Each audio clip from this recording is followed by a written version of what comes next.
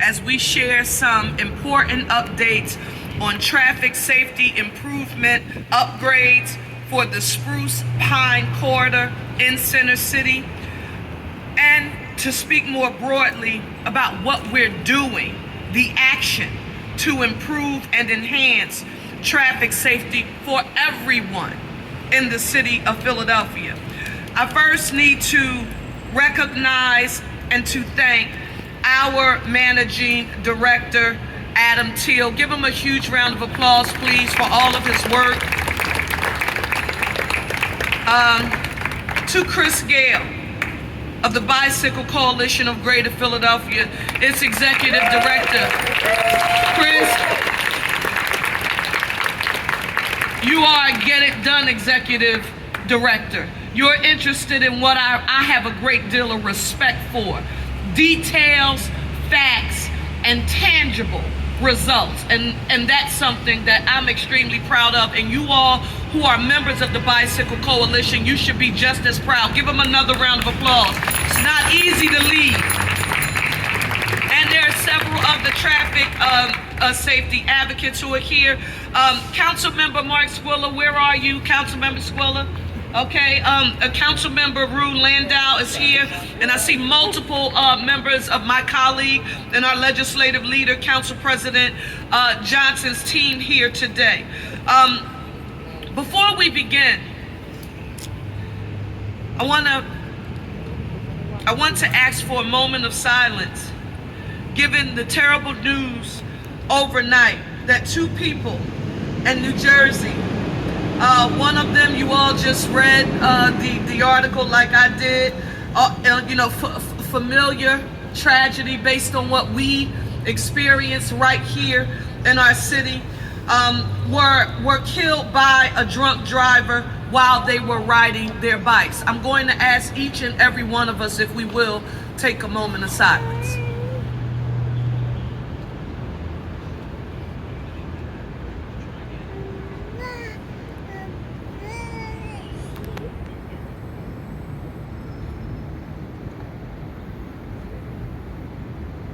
Thank you. It's terrible, and it highlights the urgency of this issue of traffic safety again here in Philadelphia. And our moment of silence is not just for that immediate tragedy, but for all victims of traffic violence. We keep them in our hearts and mind as we work to advance this agenda together. Advancing traffic safety here in Philadelphia would not be possible without a dedicated, well-coordinated team. And I want to thank a few of our key partners for the record, so that everyone who is interested in this issue that impacts all of Philadelphia, but very specifically those who have been actively engaged, they need to know that the city of Philadelphia doesn't do this alone. We have our Pennsylvania Department of Transportation, our own Streets Department, the Bicycle Coalition of Greater Philadelphia, our Office of Transportation and Infrastructure Systems, and the Vision Zero Task Force for leading the city's vision to reach zero traffic deaths and serious injuries. Give each of those constituencies a round of applause.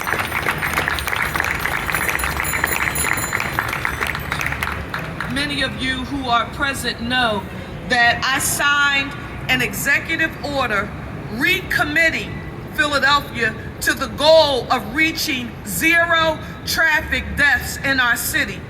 And one of the first tasks that we laid out for the Office of Multimodal Planning was to update the high injury network. That was one of the first tasks.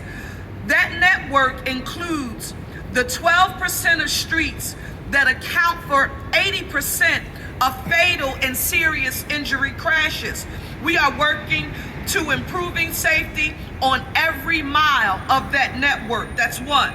Next, a fatal or a serious injury crash has a ripple effect across families, neighborhoods, and communities. People suffer from trauma and life life-altering consequences of serious injuries, and quite frankly, the pain of losing their loved ones. We clearly need to reduce fatal and serious injury crashes in every neighborhood across Philadelphia, and that's essential for me to the people of Philadelphia who are not present here on today, but you may be watching this on television. I don't want you in any way, shape, or form to think that when we talk about ensuring that we eliminate serious injury crashes, we're not just talking about Center City. I need you to know that this is essential for every neighborhood, no matter your race, your class, your socioeconomic status, zip code, religion, sexual orientation, identity. I don't care who you are. This is a city of Philadelphia goal. And that's why Vision Zero is so important. And that is why this work is far from done. Now, for those of you who are not as familiar with Vision Zero, I want to tell you a little bit about what is already going on, because I'm not going to assume that you just know. First, on our Complete Streets projects, fatal and serious injury crashes are down by 34%. Injury crashes of any severity are down by 20%. And we analyzed 3 key types of Complete Streets projects. Listen to what they are. They're road diets, separated bike lanes, and neighborhood slow zones. What do road diets do? They reduce travel lanes and they reallocate roadway space. Road diets had 18% fewer injury crashes of any severity and a 25% reduction in speed. Separated bike lanes saw 17% fewer injury crashes for all road users. There are also twice as many bike riders who are on those corridors. And those neighborhood slow zones that you heard me refer to, they install what we call traffic calming and set a 20 miles per hour speed limit. Neighborhood slow zones have seen no fatal or serious injury crashes and a 75% fewer total crashes. Now that's worth giving that a round of applause. Again, the facts. Now this is important. I also want to address the changes in the Vision Zero funding in the fiscal year 2025 budget. First, for the record, we did move some funds. If you are here, I want to make sure everybody gets this. We did move some funds.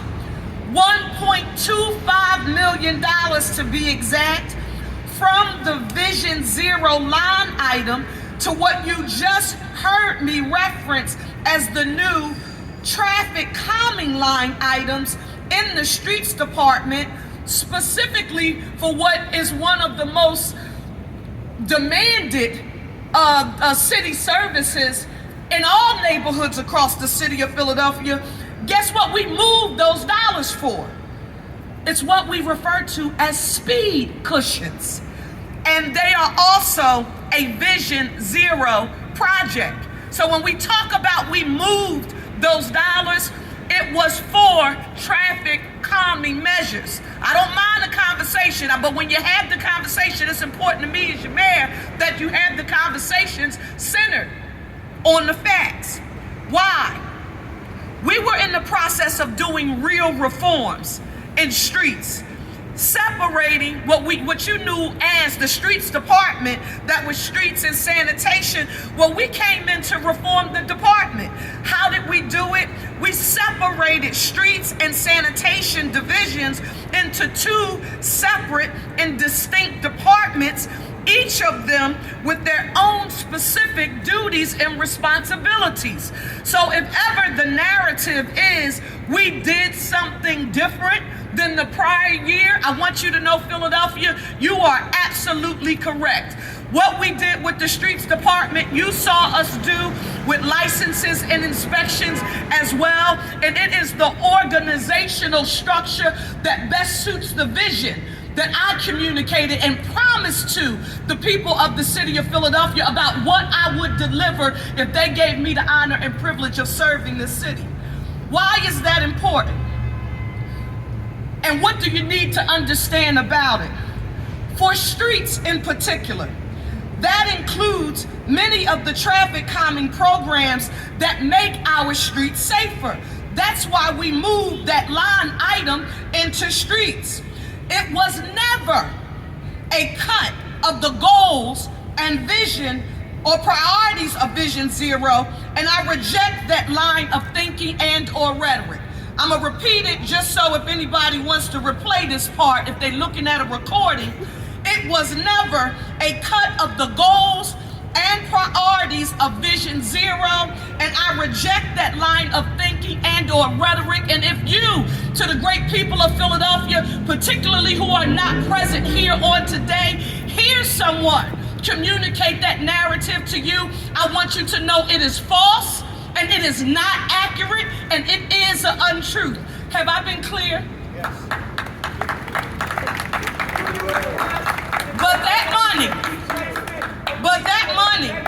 But that money is a drop in the bucket compared to the funding we apply for and receive in grants that fund large projects that bring new, quite frankly, and upgraded bike lanes and other traffic calming measures to our neighborhoods.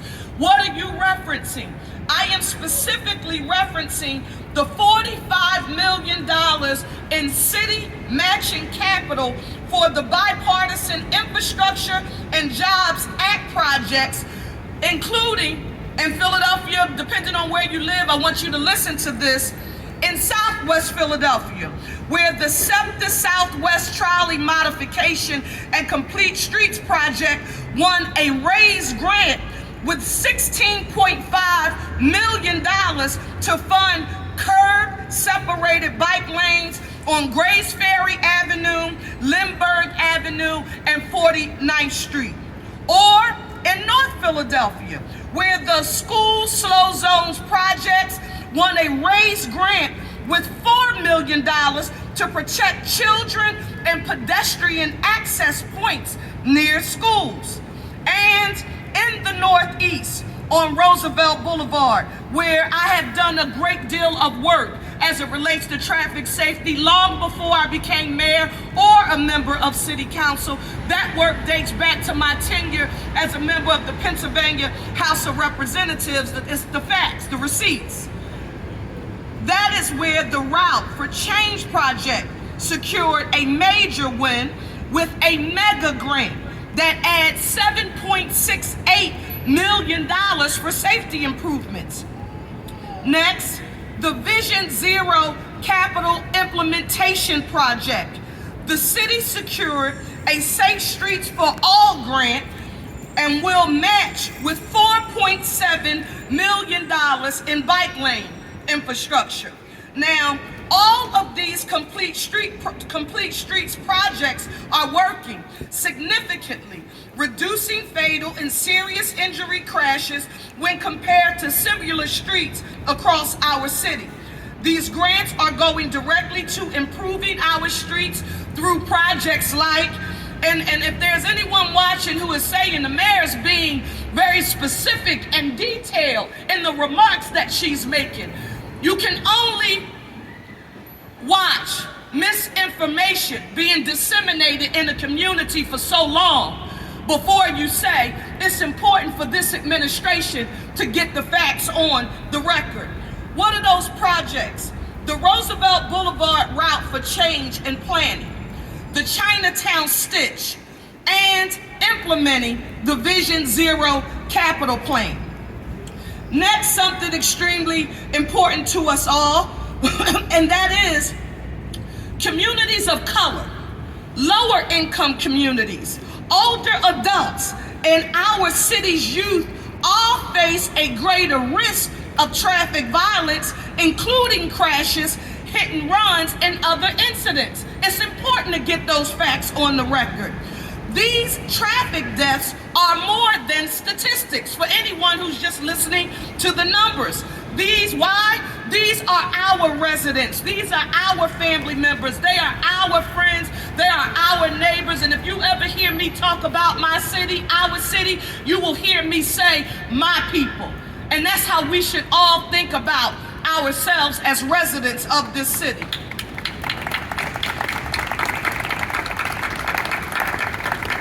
Why? Because all Philadelphians deserve to travel safely. All Philadelphians. So what do we need to do?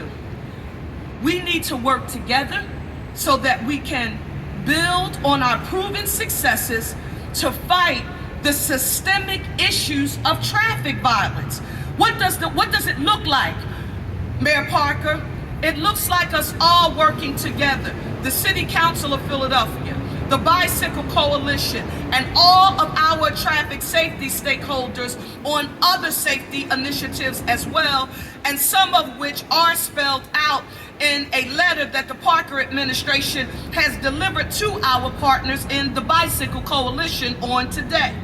We are confident that we will get to zero traffic deaths in the city of Philadelphia. I don't care who you are. There is no one anywhere who is going to change my optimism about believing that we can and will get there, because when all of our constituencies work together, I don't care how many naysayers negatively try to divide and conquer these constituencies. It is only when we work together that we can achieve great things, and zero traffic deaths is a goal that I believe is attainable for the city of Philadelphia. I want to thank you all again for your essential work on this critical issue. We have so much more work to do, and the goal for me doesn't change. The goal is to make Philadelphia a safer, cleaner, greener city with access to economic opportunity for all. And Philadelphia, it is such a laudable goal. I hope you've been paying attention to the work of other cities at the local, state, and even our national level, because you are going to hear versions of that safe, clean, green, and economic opportunity for all vision. You're going to hear it other places because it's the right thing to believe and to feel and to have for our city of Philadelphia. We are now going to hear from our managing director, Adam Teal. Give him a round of applause.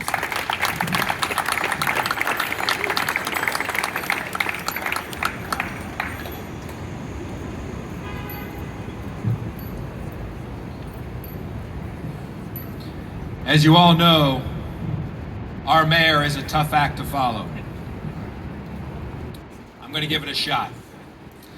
Good morning, and thank you, Mayor Parker, for your continued leadership and commitment to work with City Council, the Bicycle Coalition and other advocates, the school district, churches and synagogues, and community members to find options to an issue that needs solutions that work for all Philadelphians, cyclists, pedestrians, including the children and youth now walking to and from school every day, and residents who live on streets that include bike lanes.